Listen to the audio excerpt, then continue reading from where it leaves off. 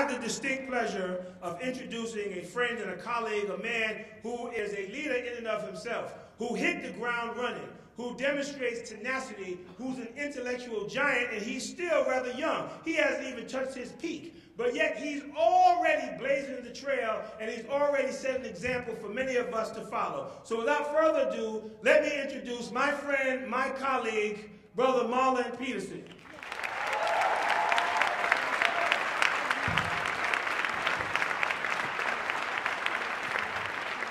Thank you, Devon. Now, when we had this prep, we said Devon had 3 minutes. The Reverend Dr. Devon Pryor, 3 minutes. We see how that went. I stand here before you today, 50 years after Selma, 50 years after Malcolm, 3 days after a scathing Department of Justice report that spoke of the atrocities in Ferguson. I stand before you today between 2 Eddies. One Eddie, Brother Eddie Ellis, whom I met while I was in prison, through radio, On the Count. Anyone here ever listened to On the Count?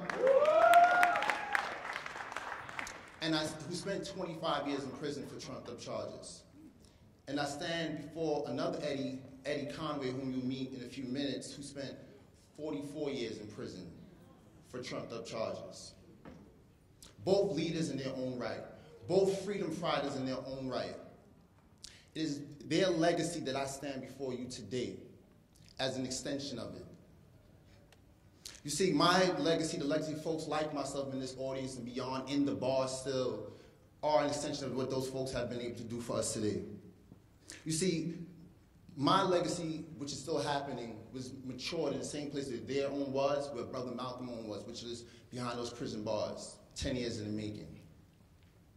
But you see, as I honor them and their legacies, I see this transformational work that we do through an intersectional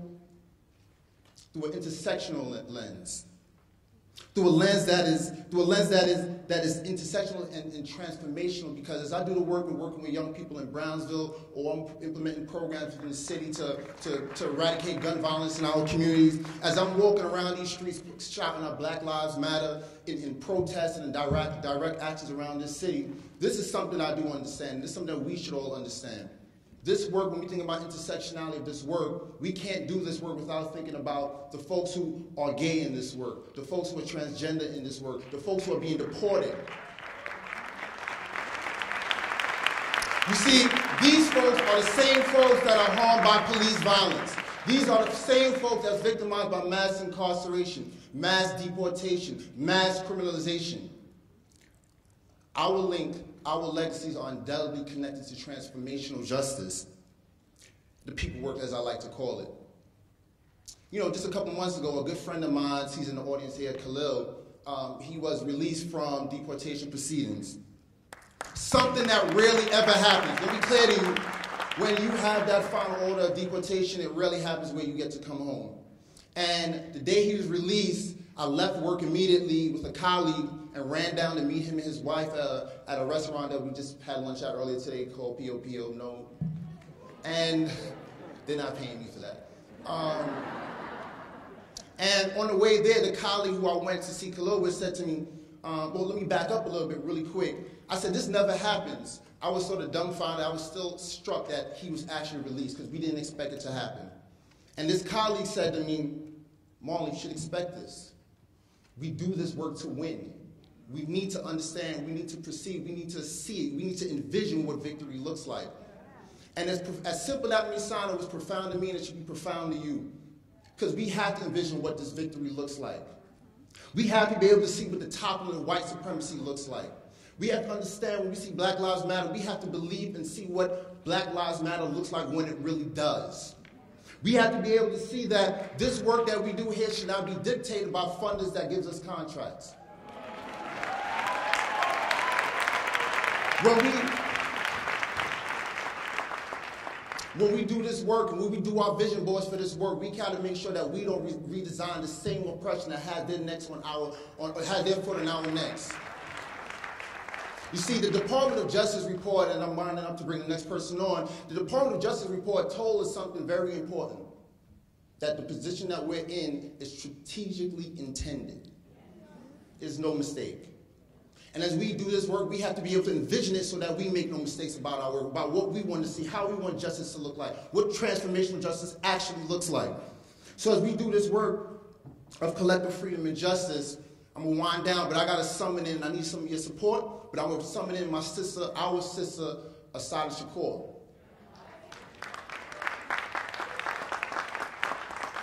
It is our duty to fight for our freedom. It is our duty to win. We must love and support each other. We have nothing to lose but our chains. Now imagine, repeat this to me. Repeat this after me. I believe that we will win. I believe that we will win. I believe that we will win. I believe that we will win. I ain't hearing that. Breon, you hear it right here?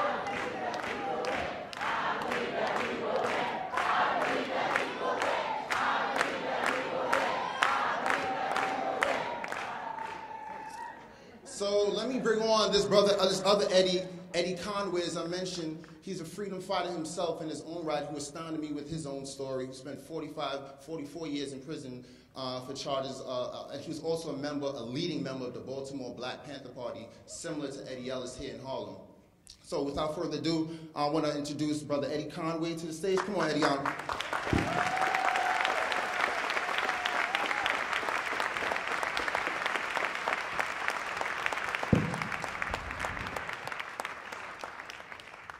Brother Eddie said to me, Marlon, you got a tie on. I got on a shirt. What's happening? So Eddie Conway, so, you know, he spent 44 years in prison for a crime for which you maintained innocence, for which you did not do. And this conversation, I wanted to start a frame for the audience around leadership particularly. Now, you went in when you were 24. Recently, I mentioned this 3 days ago, the Department of Justice report came out that mentioned the scathing sort of, not the atrocities of the, not only police, but the justice system, judicial branch, the legislative branch within Ferguson, which to me was similar to the 1976 report that unmasked COINTELPRO. So kind of like putting those two things together, juxtaposing those two, you had civil rights movement, you had boycotts. Today we got Black Lives Matter, 2 million people in prison, over 2 million people deported within the last 6.5 years. What is your analysis on the state of leadership today? Well, first, I think it's important, like those justice reports, they have been bringing those reports out for the last couple hundred years. They have been coming up with the same findings, whether it was on COINTELPRO or whatever it was. But the fact of the matter is, every 28 hours, on average, a black man, woman, or child is killed by some kind of enforcement agency, whether in the prison system, or whether security guards, or whether uniformed officers. That's a fact, and that hasn't stopped since slavery. And that will continue until we find a way to gain control of the people that's patrolling our community. And that's why the Black Panther Party started. What I think about the leadership today is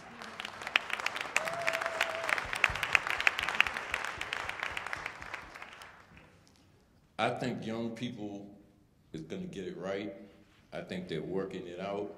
I can remember, and I think I mentioned this to you, back in 1963, 64, I was in Europe, but I watched what was going on in America, and young people in America was trying to figure out, beyond the civil rights movement, how to organize.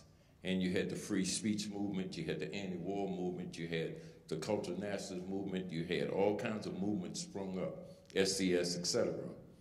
And eventually, it grew into the Black Panther Party. It grew into the American Indian movement. It grew into all other kinds of organizations that took a firmer stance. Today, young people are searching for a solution to how to change the conditions, to change the structure. They'll come up with it. It might take another year. I think they're committed. They're just starting. And I think, and this is something that I tell my comrades and other people of my generation, is let them figure it out, let them decide how they're going to organize, and let them create their own structures, because 50 years ago when we started, we didn't listen to anybody. In fact, our attitude was that if you're over 30, right, that's what I was about to bring up. Don't trust them. You know, we didn't trust people over 30 back then in the 60s and the 70s. I mean, of course, we worked with some people that were more progressive and more advanced and whatnot, but in general, we had an attitude that we needed to figure out what was going on. We thought, you know, we could decide how we was gonna sacrifice our lives if we did. And I think young people today have to make that same decision. Thank you for that. As you mentioned, young people, today, we have so many people all over this country, particularly around recent issues with police accountability, the most recent issues with police accountability. So you have people all over the country like, I can mention some names, Opal Tometi and Janetta Elzie, and then you have people like Michelle Alexander here today, and Dr. Divine Pride, and Glenn Martin. Like, there's so many people today that we have, but there are folks today, even of our eldership, I don't know if that's the word, who feel as such that many younger folks just sort of sit back and watch. And some of those folks are based right here in Harlem. And I can be very explicit in terms of the reason why I wanted to bring this conversation up here was folks like Brother Al and other folks who feel like young folks need to just sort of sit back and learn from the leaders. Whether critique is right or wrong, I want to know your thoughts about that as somebody who can sort of bridges between both generations. Yeah, I think you can learn, you can read, you can study history, but I think you have to make those decisions yourself. I don't think you should be leading or listening to leadership that's past their time.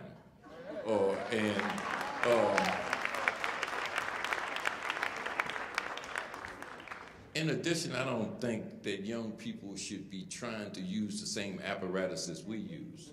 The apparatuses we use worked then, but failed, as COINTELPRO and other agencies took advantage of their structure, their hierarchical structure, and turned us against each other. Young people need to figure out how to create networks and alliances and allegiance and not big leaders. And they need to let that leadership flow around, So, they got to learn from their own experience. Mm-hmm. So, as I'm here, I'm one of those people, I'm slightly over 30, so I don't know, folks under 30 here might, if I'm distrustful.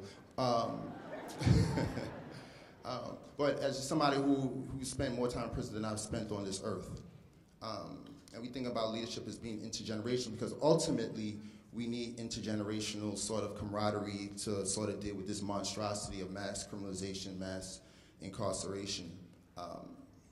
Your 24-year-old self, if you could think back to being 24 years old, and if you can sort of, and I'm asking this question in two parts. Think about it as a 24-year-old young man, and as now as a person who's much more mature in age, and probably definitely in insight. What is your analysis on leadership today? And I want you to think about it as a 24-year-old person first. Well, okay, as a 24-year-old, I think that we did the best we could. Wait, I want you to sort of look at it as from in the 2015, though. I want you to critique 2015 as a 24-year-old. Well, if I could be a 24-year-old today, no, I'm looking at, and I go around the country and I speak, and I've been speaking in California, I've spoken in South America, up and down the East Coast, across the country. And the one thing that I've noticed is that there's a tremendous amount of young people that are starting to take note that there's some kind of systemic structural problem with America, with the economic system and with the relationship of its people. And it's kind of like trying to divide and conquer. Those people are starting to ask questions. Those people are starting to organize. I can't identify, and some of those names you bring up is good. I can't identify any particular leaders because it seems like they're organizing in groups and they pass that leadership around. I think that's good. I really honestly think that's the way to go. And I think, and just to go back for a minute, elders can give advice. They can share whatever experiences they have. They can be the example from whatever lives they live and how they present themselves. But ultimately, they have to be behind what young people do. They have to be supportive of what's happening, because if this is going to turn from a minute to a movement, then it's going to turn because all of us are going to get on board, but we can't get on board as elders in the leadership. Thank you, thank you.